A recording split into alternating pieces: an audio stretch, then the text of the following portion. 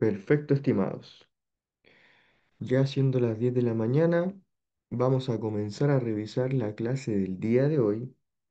Básicamente, hoy nos vamos a dedicar a repasar una vez más las preguntas que revisamos antes de finalizar la clase de la semana pasada, en donde les voy a compartir pantalla desde ya.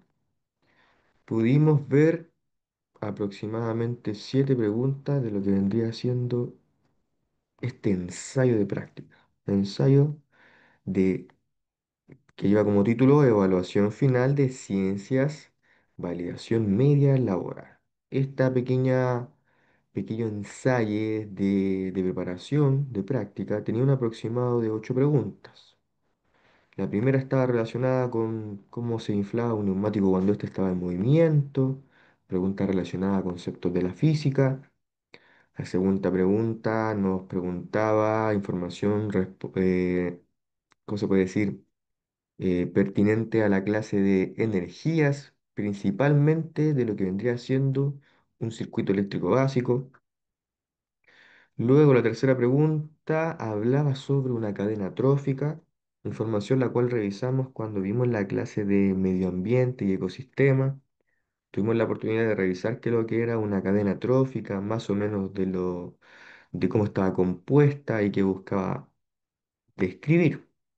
La pregunta número 4, relacionada a una de nuestras primeras clases que tuvimos de la célula y cómo la célula se iba a reproducir. Nosotros hablamos de el proceso de mitosis y de meiosis. Vimos que algunas células se multiplicaban por un camino, que era la mitosis, ¿cierto? Y vimos algunas características de este proceso como tal. Pregunta número 5, relacionada más que nada a analizar este gráfico, esta imagen ya da una respuesta. Gráfico el cual está relacionado a el análisis de lo que eran nuestras células del sistema inmune, los anticuerpos, y cómo estos iban a variar, ¿cierto?, en relación al tiempo. Pregunta número 6 relacionada a la clase de fuerza y movimiento. Pregunta número 7 relacionada a la clase nuevamente de fuerza y movimiento. Pregunta número 8. Factores que condicionan la solubilidad. Solubilidad, contenido que nosotros revisamos cuando hablamos de las mezclas, ¿cierto? Que lo que era una mezcla homogénea, que lo que era el soluto, que lo que era el solvente, entre otros. La pregunta número 9 que está relacionada con la misma clase de lo que vendría siendo, perdón, sustancia liposoluble, relacionada a la clase de nutrición, donde hablamos algunas pequeñas pinceladas sobre lo que eran los alimentos saludables, los no saludables. Y por último, un pequeño cuadro que también hacía referencia a una pregunta, a una respuesta de desarrollo relacionada a los alimentos no saludables. Hoy día vamos a revisarlas una por una, bien detalladamente, para que quede completamente claro por qué llegamos a dicha respuesta correcta, para que también así, el día de mañana, cuando vayamos a hacer nuestra evaluación final, si es que nos llegamos a encontrar una de estas preguntas, sí o sí asegurarnos de que la respuesta sea correcta. Una vez finalizada, yo les voy a compartir esta imagen que es el recuadro con las respuestas correctas para que usted las pueda volver a estudiar, las pueda repasar todas las veces que usted estime conveniente. Entonces, vamos a dar inicio con esto. Retroalimentación del ensayo. Vamos con la pregunta número uno. La pregunta número uno tenía un enunciado que era bastante elaborado, que yo les recomiendo a ustedes que cuando no entiendan la pregunta en primera instancia, vuelvan a repetir el enunciado, intentando a que dicha pregunta quede bien clara para poder darle la respuesta necesaria. En este caso, la pregunta dice, ¿cuál de los siguientes enunciados, o sea, cuál de estas cuatro alternativas, explica por qué los neumáticos de un auto se tienden a inflar cuando está en movimiento? ¿Por qué un neumático de un auto se tiende a inflar cuando éste se mueve. Cuatro alternativas.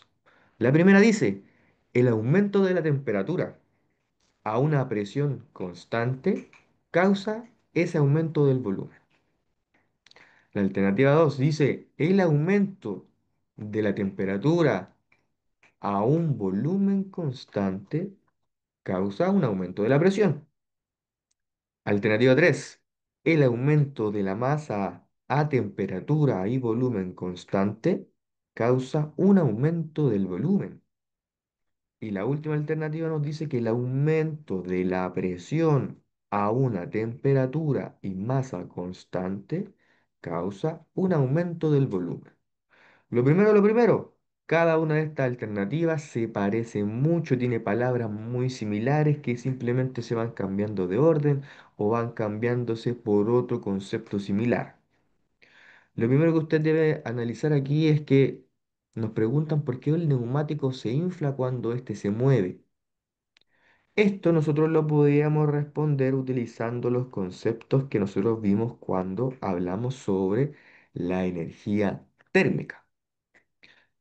En este caso, la respuesta correcta es la alternativa B, la segunda alternativa. Sí. Un neumático se tiende a inflar cuando está en movimiento porque cuando el neumático se calienta, el aumento de la temperatura a un volumen de aire constante que está dentro de ese neumático va a causar un aumento de la presión. O sea que el aire tiende a empujar el neumático hacia afuera y por eso el neumático se vea más inflado. ¿Por qué se produce esto? Básicamente porque cuando el neumático se calienta, el aire que está en su interior está compuesto por diferentes partículas. Esas partículas, al ganar temperatura, al ganar calor, van a comenzar a vibrar, ¿cierto? Van a comenzar a moverse con mucha rapidez, con mucha fuerza, repetitivamente, y eso provoca de que esas partículas intenten escapar de dicho neumático, empujando las paredes internas y por lo tanto provocando un aumento de ese tamaño. Básicamente porque el aire, más bien las partículas que componen el aire, están vibrando, están empujando hacia afuera y por eso el neumático se tiende a inflar. Esto lo podríamos comparar, por ejemplo, cuando nosotros calentamos agua en una olla. Cuando el agua hierve, ¿cierto? Esa agua se comienza a mover por sí sola. Movimiento generado principalmente por el burbujeo, ¿cierto? Y ese burbujeo se produce por lo mismo, porque las partículas que componen el agua, al ganar temperatura, vibran, chocan, se mueven y por lo tanto generan dicho movimiento y nosotros lo podemos apreciar. En este caso, para la primera pregunta, la respuesta correcta era la respuesta B. El aumento de la temperatura de ese aire que está en el neumático a un volumen constante porque siempre se mantiene la misma cantidad de aire dentro del neumático. ¿Va a aumentar o va a causar un aumento de la presión? Como el aire se calienta y las partículas vibran y se mueven, van a intentar escapar del neumático y por lo tanto el neumático se tiende a inflar. Respuesta correcta en este caso entonces la respuesta B. Ahí tenemos, por ejemplo, el neumático con las partículas de aire adentro, que estas partículas cuando se calientan, ¿cierto? Van a intentar escapar, van a salir y por lo tanto el neumático va a intentar aparentemente o va a presentar un aumento de tamaño.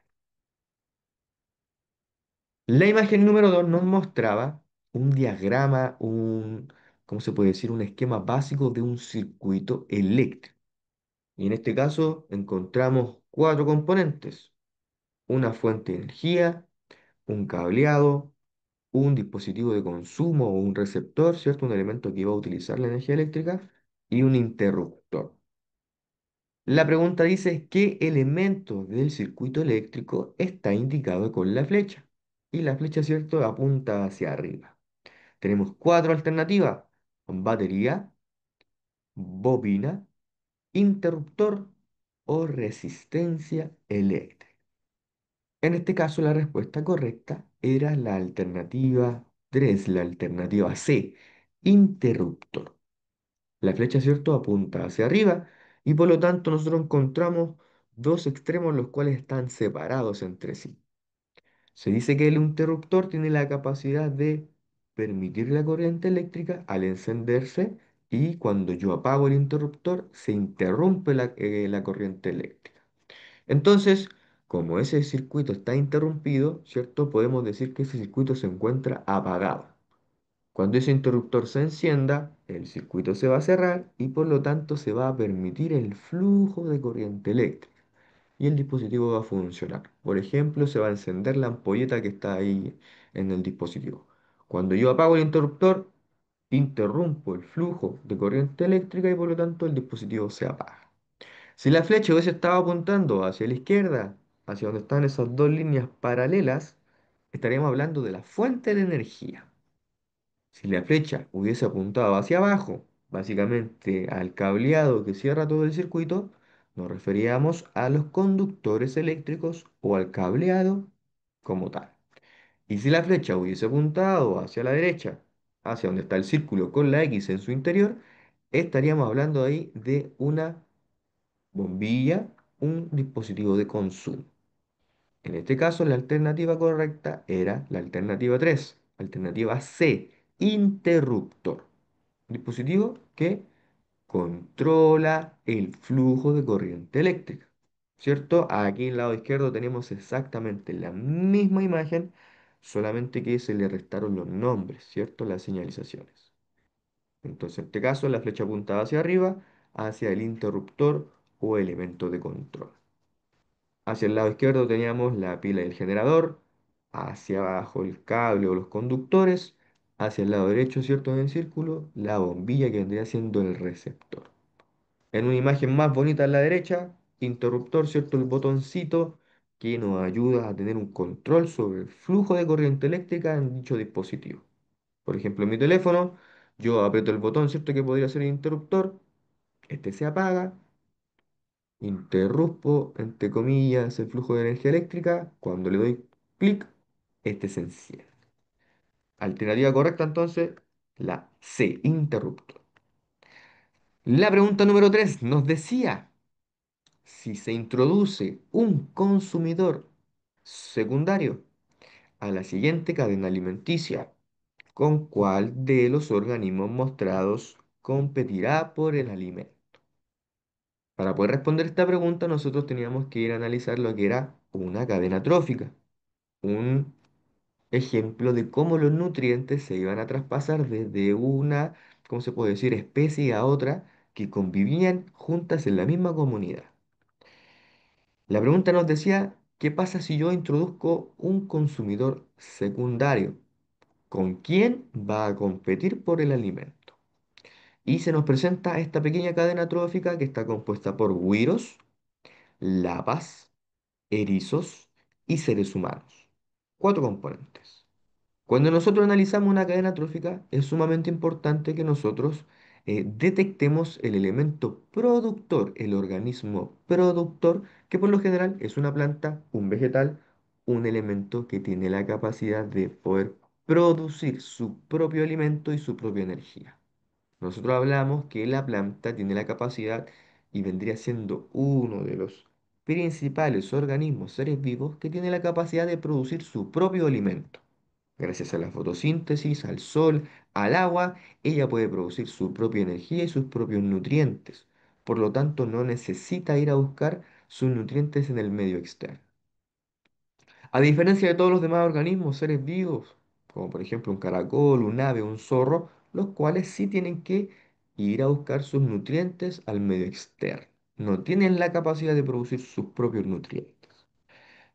Entonces, la planta, un vegetal, siempre va a ser el productor y desde ahí vamos a desprender el consumidor primario, secundario, terciario y así en los que sean necesarios. En este caso, nuestra cadena era güiros, lapas, erizos y seres humanos. En este caso, si usted lo piensa, el güiro vendría siendo una especie de alga.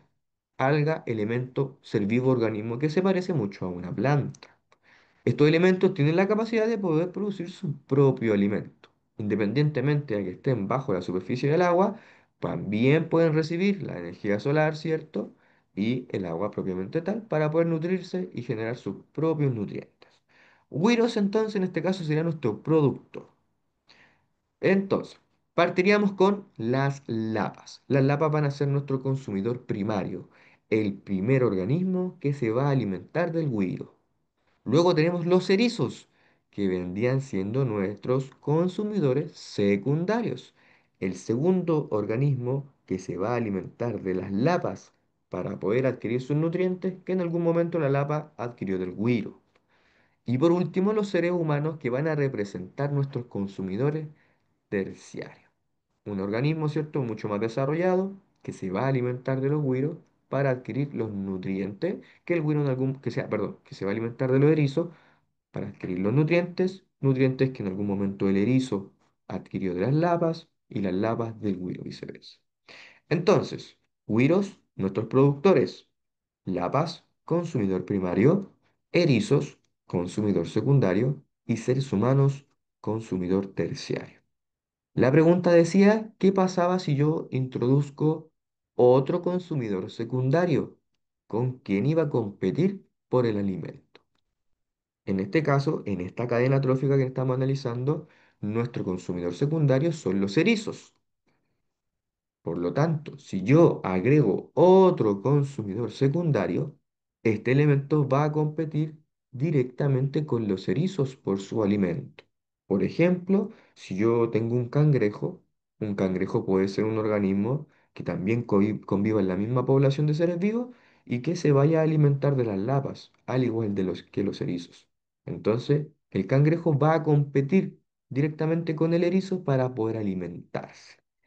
Entonces, la respuesta correcta en este caso era la alternativa 3, la alternativa C, erizos. Si yo agrego otro consumidor secundario en esta cadena, va a competir con el consumidor secundario ya existente. Y en este caso son los erizos. Luego, la pregunta número 4 habla sobre lo que vendría siendo el proceso de mitosis. El enunciado dice, ¿por qué la mitosis permite que los órganos crezcan durante el desarrollo embrionario?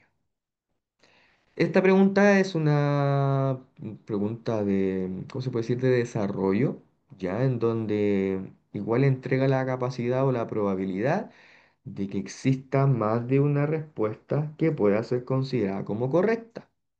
Dependiendo del desarrollo y cómo ustedes plasmen sus ideas, y más que nada fundamenten, vamos a poder tener como resultado más de una pregunta, perdón, más de una respuesta.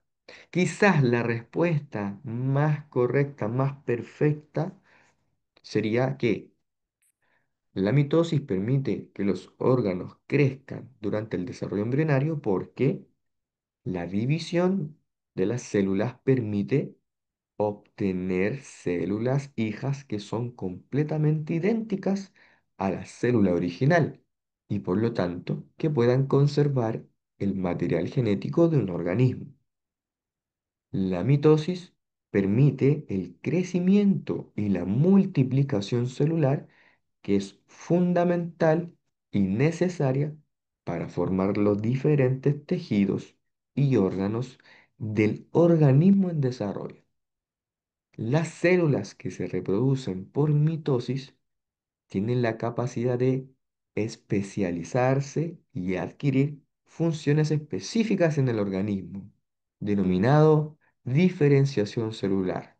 Es por eso que nosotros tenemos diferentes células en nuestro cuerpo, como por ejemplo células de nuestro sistema nervioso, una neurona, células de nuestro sistema cardiovascular, como por ejemplo del corazón como tal, una célula del miocardio. Tenemos células, por ejemplo, en nuestro aparato locomotor para poder movernos, para poder desplazarnos, nuestras células musculoesqueléticas, que tienen completamente, ¿cómo se puede decir?, funcionamientos muy diferentes, pero que gracias a la mitosis, estas células se pueden multiplicar y al ser idénticas, cumplir exactamente las mismas funciones.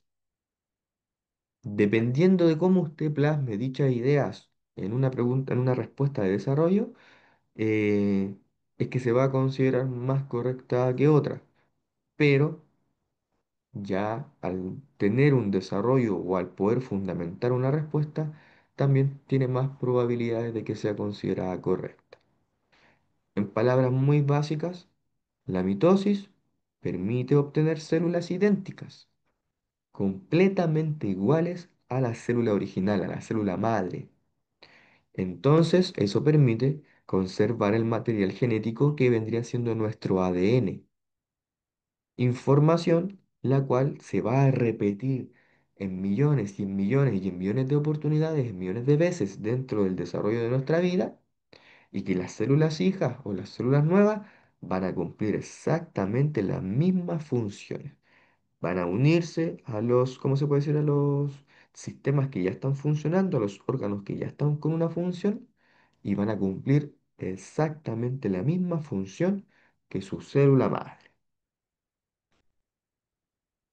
Luego, la siguiente pregunta estaba relacionada al siguiente gráfico.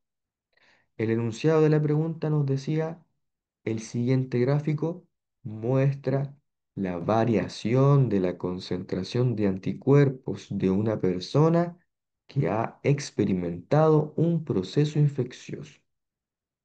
Observe y responde la pregunta a continuación. Y se nos presenta un gráfico, el cual hacia arriba, la flecha hacia arriba nos indica la cantidad de anticuerpos en nuestra sangre. Y la flecha que va hacia el lado nos indica el tiempo en semanas, desde las 0 a las 8 semanas. Y el título del gráfico nos dice variación de la concentración de anticuerpos. Bajo nuestro gráfico tenemos una pregunta la cual nos dice ¿cuál podría ser la causa de que la curva haya descendido desde la semana 6? ¿Cuál podría ser la causa desde que esa rayita, ¿cierto? Esa línea que se ve dibujada en el gráfico haya descendido, haya bajado desde aproximadamente la semana 6? Escriba su respuesta a continuación.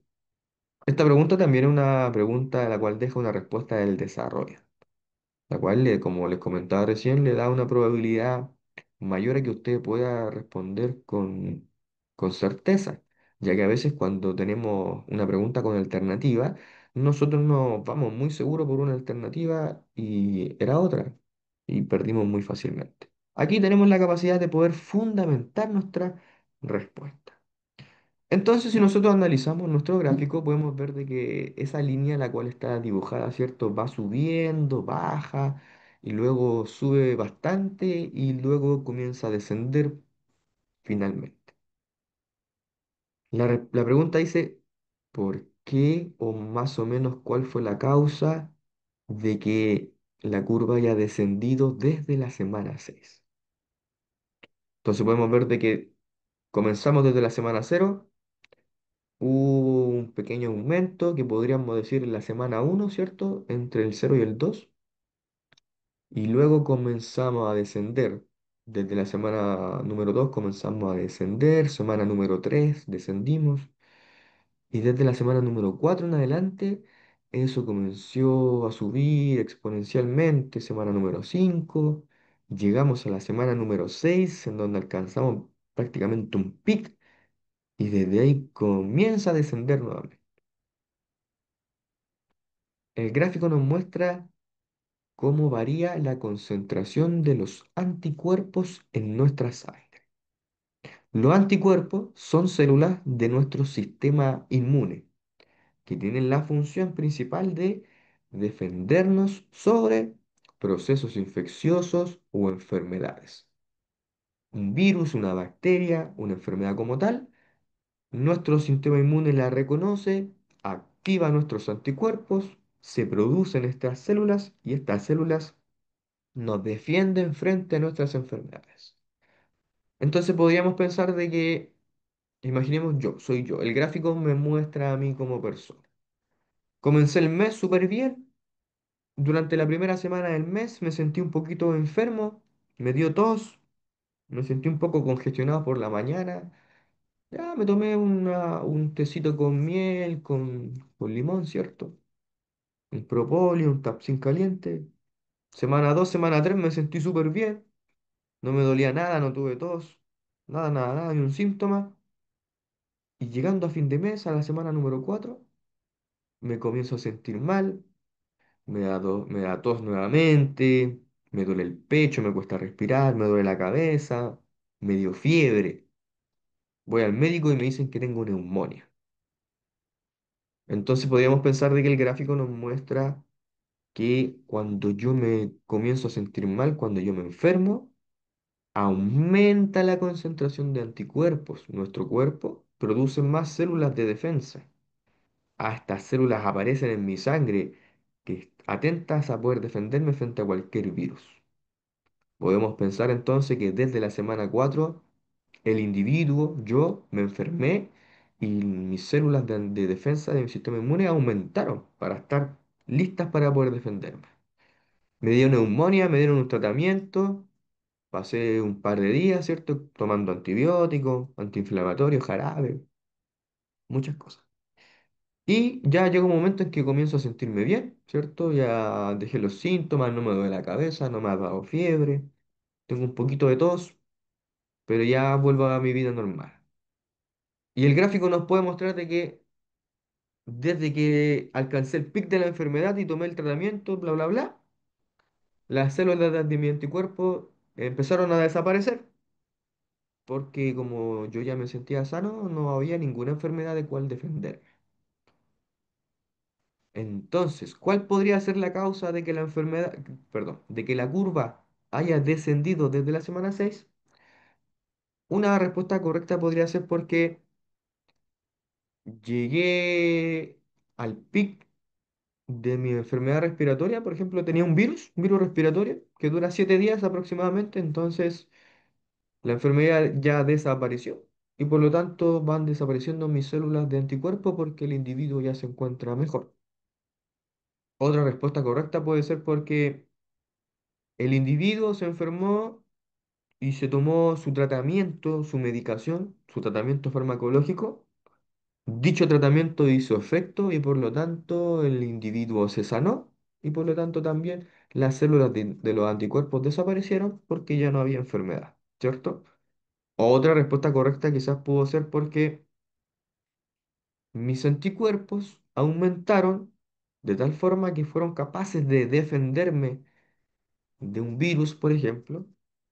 Por lo tanto, el virus desapareció, no existió otra enfermedad a cual combatir y los anticuerpos también desaparecen por ello. En palabras muy sencillas, la curva desciende porque las células, los anticuerpos, ya no tienen una enfermedad a la cual combatir. Por lo tanto, ya cumplieron su labor, cumplieron su desafío. Y por lo tanto, para que no se mantengan flotando en nuestro cuerpo, estas mismas células caen en un proceso de muerte celular programado y desaparecen. Pero basta que yo me vuelva a enfermar, que mi sistema inmune vuelva a percibir o detectar una patología, para que estas células se vuelvan a crear nuevamente. Quizás la respuesta más correcta en este caso vendría siendo de que el tratamiento aplicado a la infección o a la enfermedad ha causado efecto y por ende se observa una recuperación. Las células del anticuerpo descienden porque ya la patología desapareció. Se observa una recuperación. Luego la pregunta número 6 estaba relacionada con lo que eran los conceptos de fuerza y movimiento. El enunciado decía, de un ejemplo de la aplicación de una fuerza en la vida cotidiana. Fundamente su respuesta.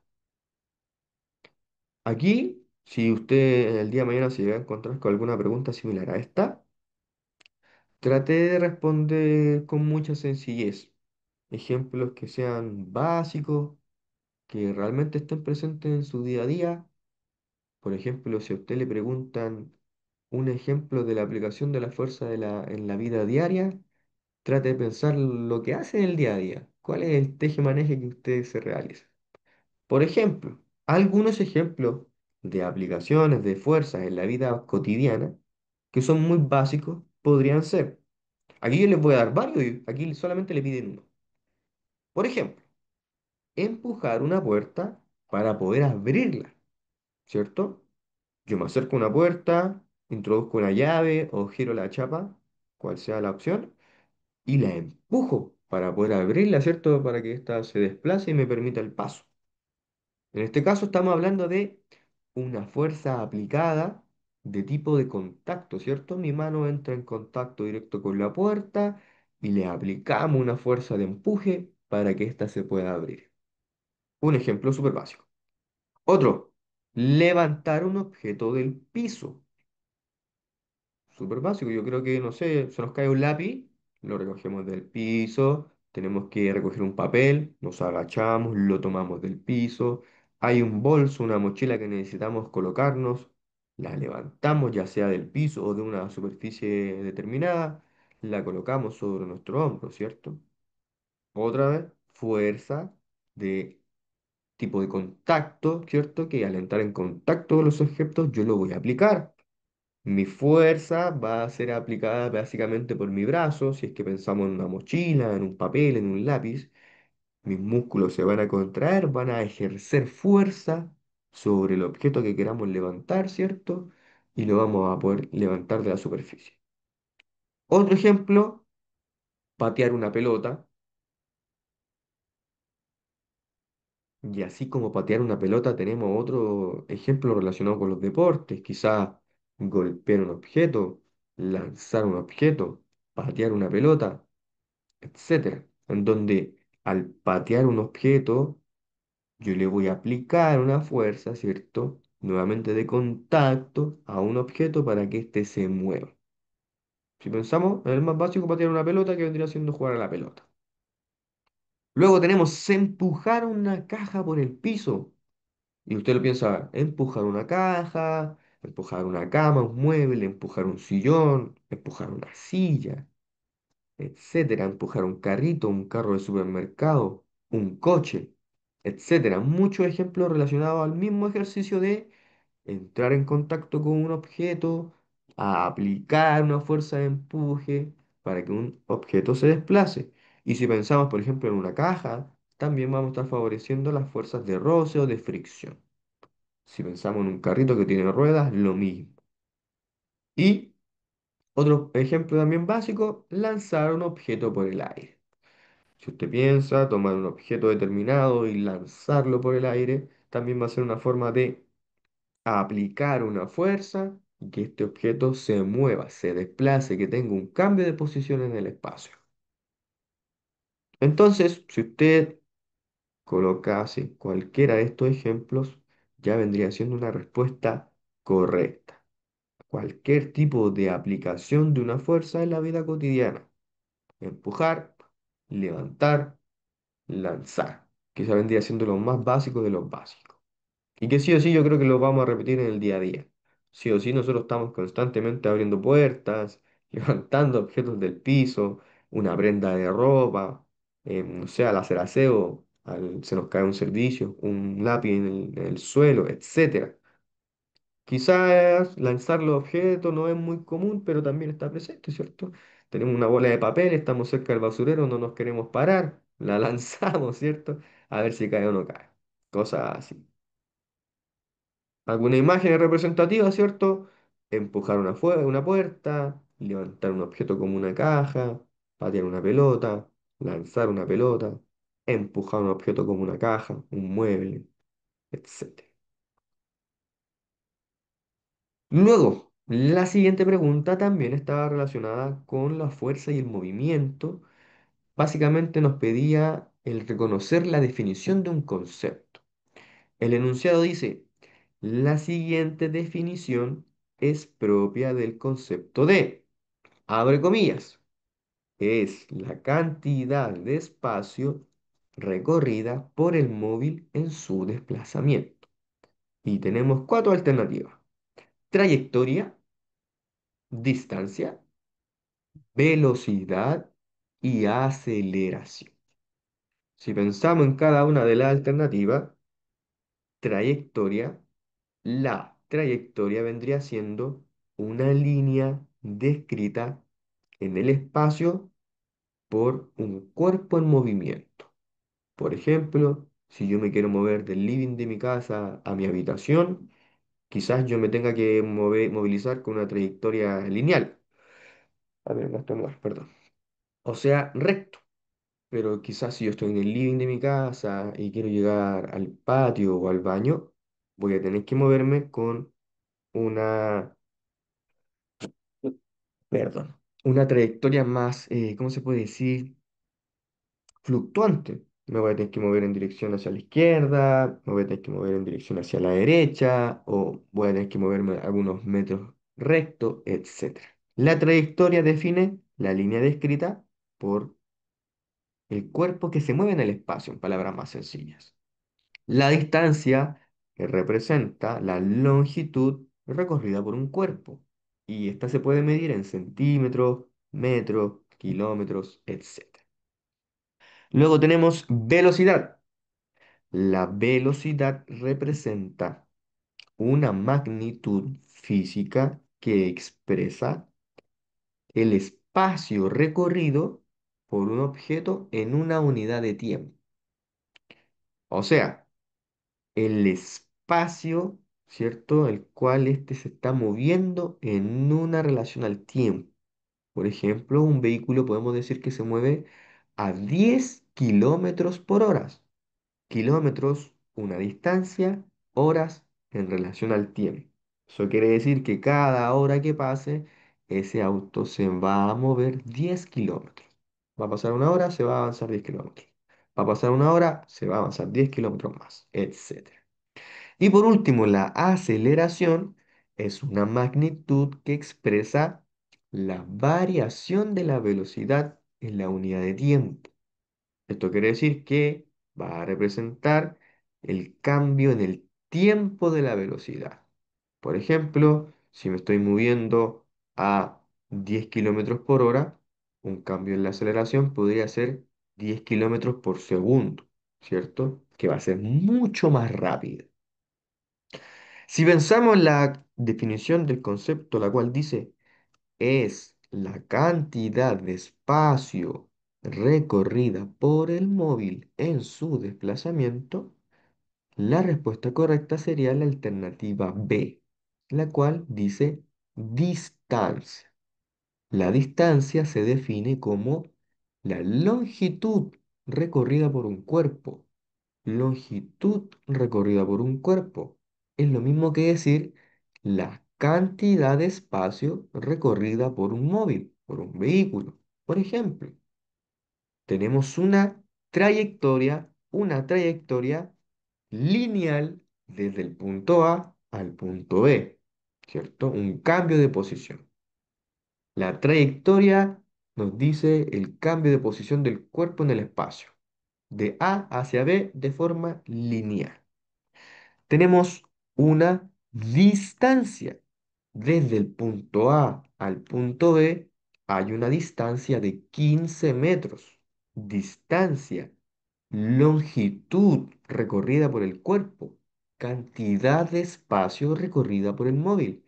La cantidad de espacio recorrida entre A y B, la distancia, fueron de 15 metros. Si hablamos de velocidad, podríamos decir que ese auto se movió en 5 kilómetros por hora. Si habláramos de aceleración, podríamos decir que de 5 kilómetros por hora pasó a 2 kilómetros por hora. Eso quiere decir que en una hora se iba a demorar mucho menos, iba mucho más rápido para recorrer 15 metros. Alternativa correcta entonces, B. Distancia es la cantidad de espacio recorrida por un cuerpo en el desplazamiento. Se puede medir en centímetros, metros, kilómetros, milímetros, etc. Luego teníamos una pregunta la cual nos dice, ¿existen factores que condicionan la solubilidad de una solución?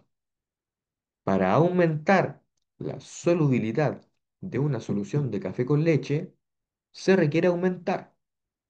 Alternativa A, la cantidad de café. Alternativa B, la cantidad de soluto. Alternativa C, la cantidad de solución. Alternativa D, la cantidad de leche líquida. Cuando nosotros hablamos de solubilidad, hablábamos de la capacidad que tiene un elemento para poder disolverse en otro. Cuando nosotros hablábamos de disoluciones químicas, hablábamos de la mezcla de dos elementos. El primero se iba a llamar soluto, que iba a ser el elemento que yo quiero disolver. El segundo se iba a llamar disolvente o solvente, que iba a ser el líquido, agua por lo general, que me iba a ayudar a que el soluto se disolviera y la mezcla íbamos a tener como resultado una mezcla homogénea.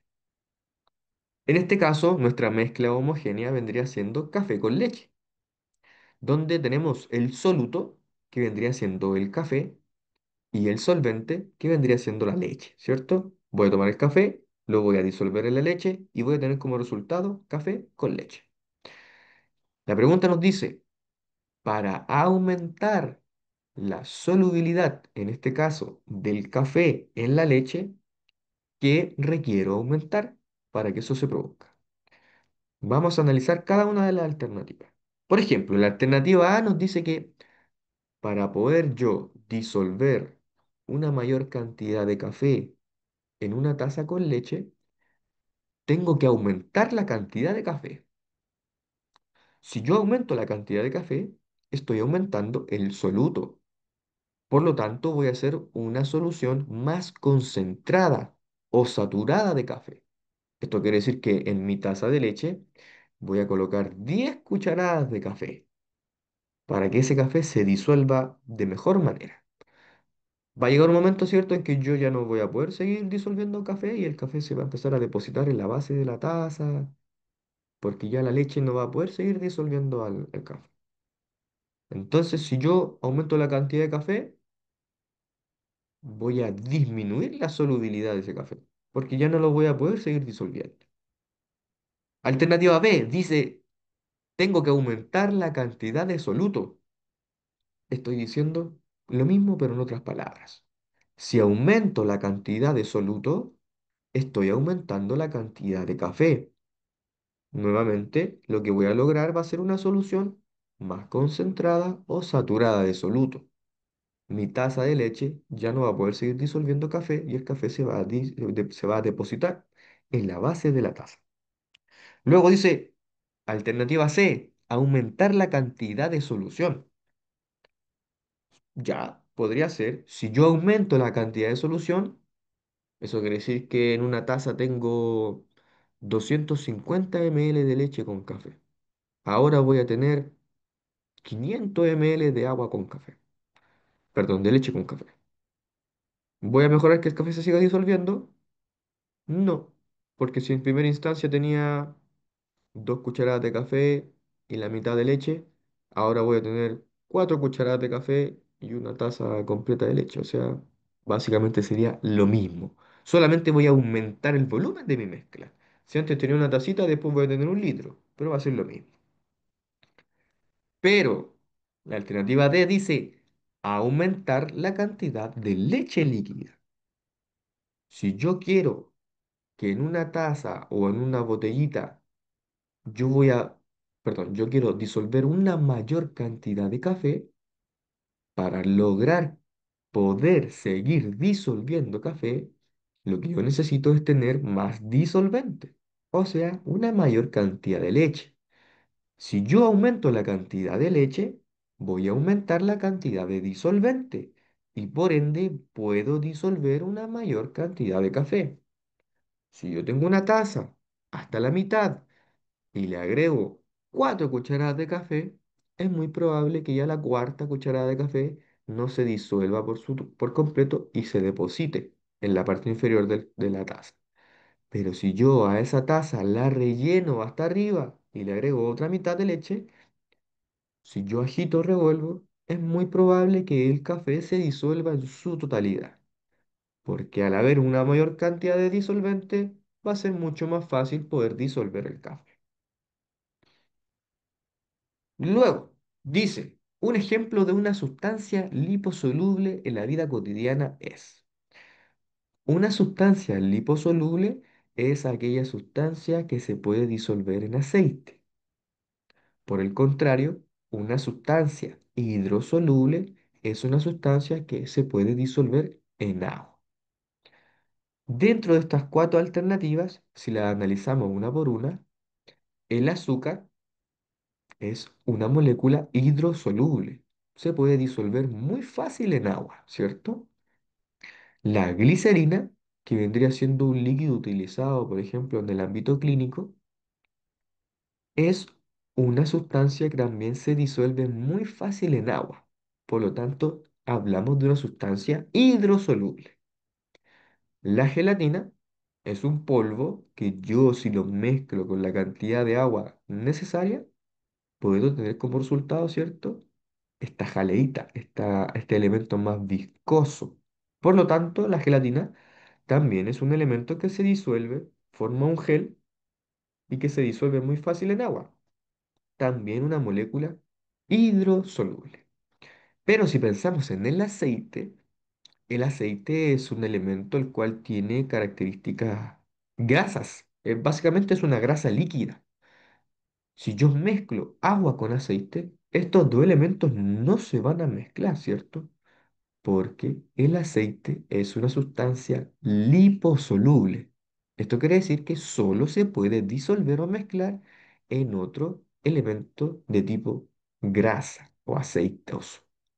Por lo tanto, la alternativa correcta de un ejemplo de sustancia liposoluble, en este caso vendría siendo la alternativa D, el aceite. El aceite se puede mezclar muy fácilmente con otros aceites o con otros tipos de materiales grasos. Si yo mezclo agua con aceite, es muy difícil que éste se disuelva. Lo mismo pasa con el azúcar, con una gelatina con aceite. No se van a mezclar en su totalidad, ya que no tienen las mismas características. Respuesta correcta en este caso, alternativa D, aceite. Una sustancia que se puede mezclar muy fácilmente con otros aceites. Sustancia hidrosoluble, aquella sustancia que se disuelve muy fácilmente en agua. O sea que sus moléculas interactúan con las moléculas de agua muy fácilmente.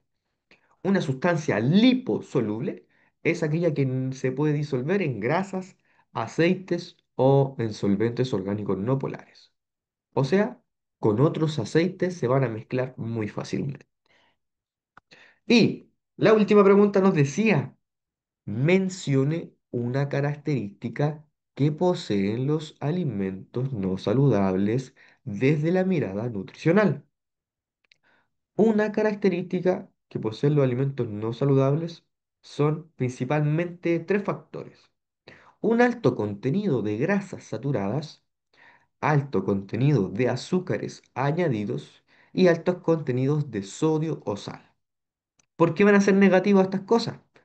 Altos niveles de grasas saturadas van a provocar que el colesterol malo se eleve, o sea, el LDL, el cual aumenta las enfermedades aumenta el riesgo de enfermedades cardíacas, como por ejemplo accidentes cerebrovasculares, infartos del miocardio.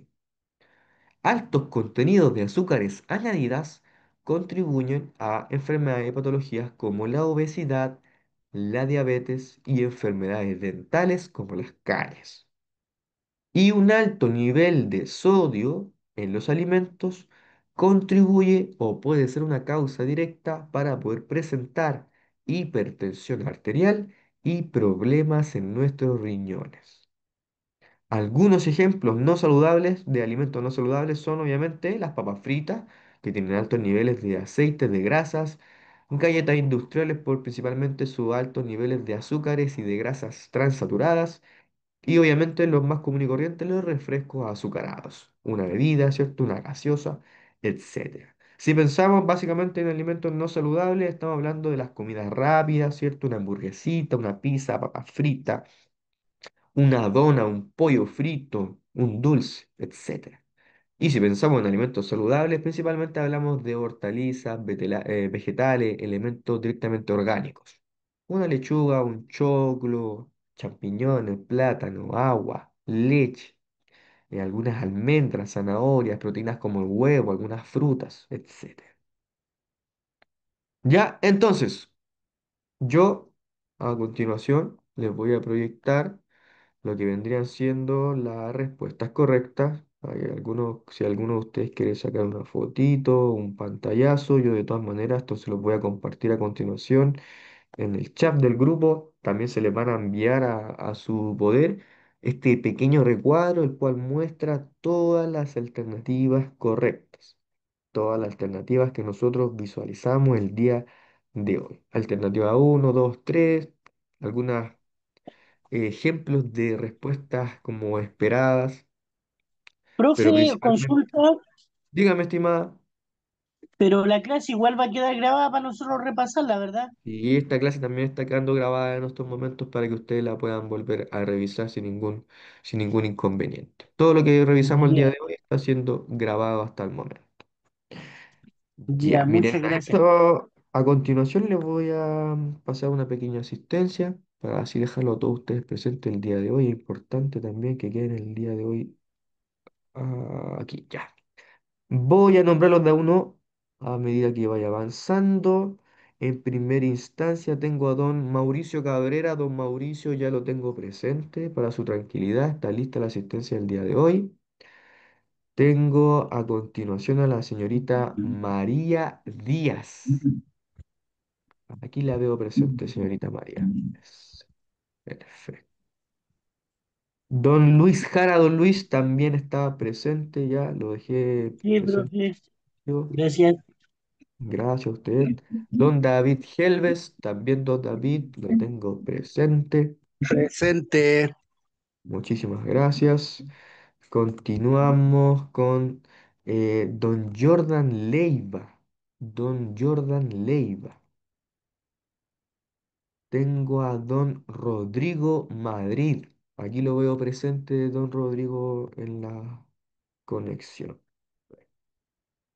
Tengo a don Jorge Mella. Don Jorge Mella. Tengo presente aquí a don José Millanao. Ya lo tengo presente en el portal.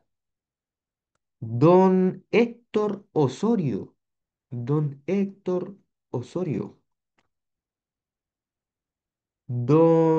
La señorita aquí, María Palma. La señorita María Palma. La señorita Rosa, que la veo conectada aquí dentro de los participantes. Presente, señorita Rosa.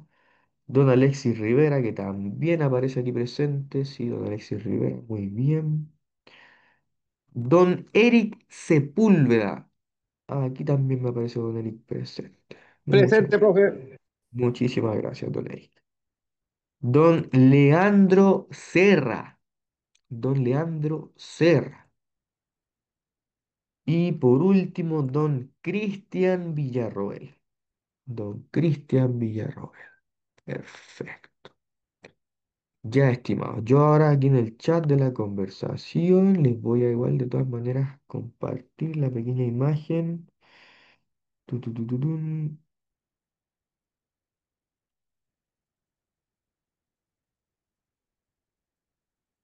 Ah,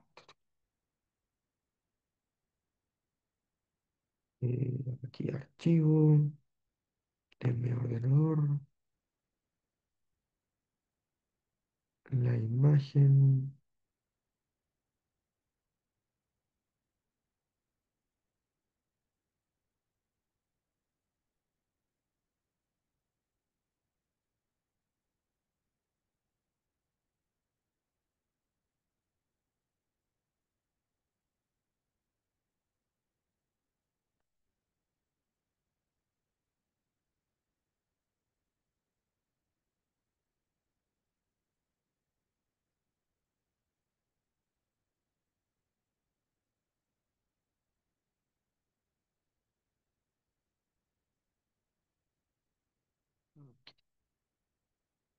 Entonces, aquí en el chat también les voy a mandar la imagen de lo que eran las respuestas correctas del día de hoy. De todas maneras, como se los comentaba, la clase igual quedó grabada para que ustedes las puedan revisar.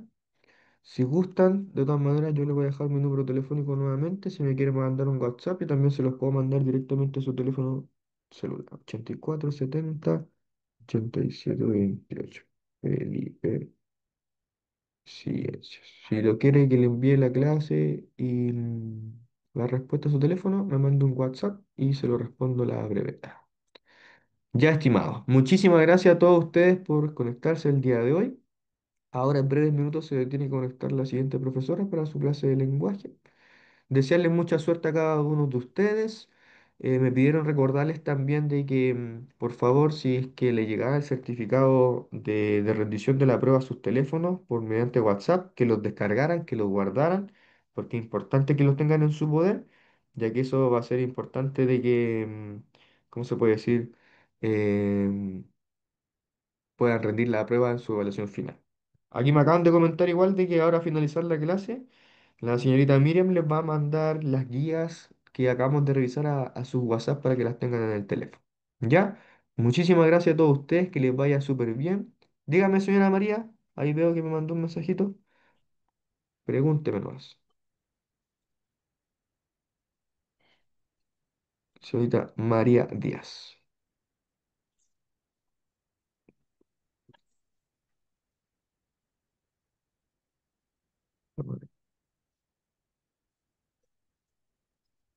No, este es un proceso que se hace solo una vez, señorita. Por ejemplo, o sea, a lo largo de los años se van repitiendo diferentes cursos y vamos haciendo diferentes grupos de estudiantes.